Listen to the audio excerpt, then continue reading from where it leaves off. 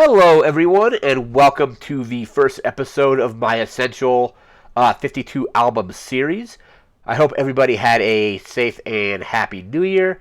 And on New Year's Eve day, a lot of Foo Fighters fans received the news. I think I read it saw it on Reddit, it was on Facebook, that the band was basically going to be continuing.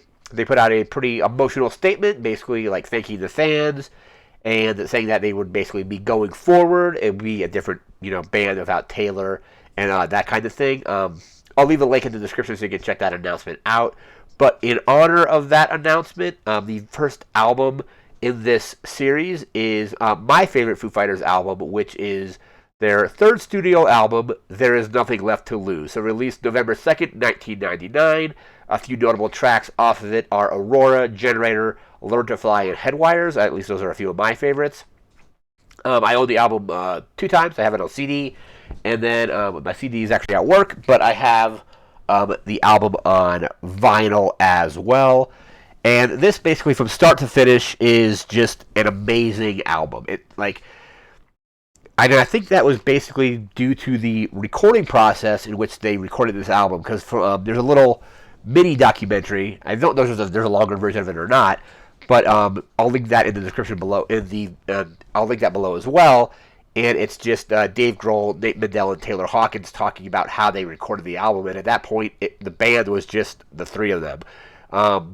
They built a home recording studio back in Virginia, and they basically just lived together and wrote these songs, recorded these songs as basically as roommates over like several months. And I think the lyrical content of that shows that it was a much more relaxed recording procedure. I don't think they even were under contract at the time, so I think they were able to just take their time, kind of do the songs the way they wanted to do them, write about what they wanted to write about, and so on. But the album, it's interesting because it starts off fairly heavy with the first two tracks, which are Stacked Actors and Breakout. Both those songs are fairly heavy hitting, basically loud songs. Learn to Fly is kind of loud as well, but it's definitely less loud and intense than the first two. And then after Learn to Fly, it gets into this really kind of very calm, relaxed style. So at track 4, you have Gimme Stitches, which is great. You have Generator, which I believe was supposed to be, or at least they wanted it to be, the first single off the album, but I believe the first single ended up actually being Learn to Fly. Generator is great, and after Generator, we have Aurora, which is my all-time favorite Foo Fighters song ever. Doesn't show up on any of the greatest hits collections or the newest Essentials collection, but it's basically the quintessential kind of Foo Fighters deep cut. It's just an amazingly beautiful song.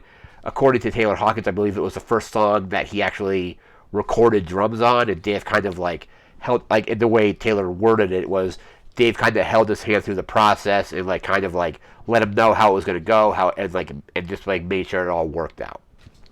But Aurora, if you haven't heard Aurora, it's an amazing song. I was a little sad we didn't get that at the LA tribute show, the LA Taylor Hawkins tribute, but we got an amazing version of it at the Wembley show, and I believe that show is still up on Paramount Plus, as far as I know. I know the Liam Gallagher stuff got cut off of the rebroadcast, or whatever you want to call it, but toward the end of that, the Foo Fighters basically were playing toward the end of that show, and they played Aurora, and it was awesome.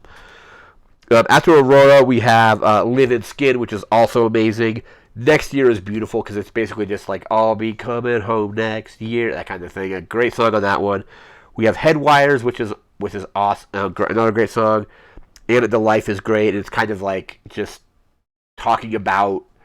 I just feel like Dave and Taylor and Nate were just super comfortable because it was they didn't have really a schedule. They were back at in Dave's home state of Virginia, and all that recorded this process. And then the final track is MIA, which is also awesome. So here again is the vinyl, and Dave Grohl in his autobiography here actually does say that this is also his favorite album, or he thinks it's the best. I'm going to read a quick little excerpt from that.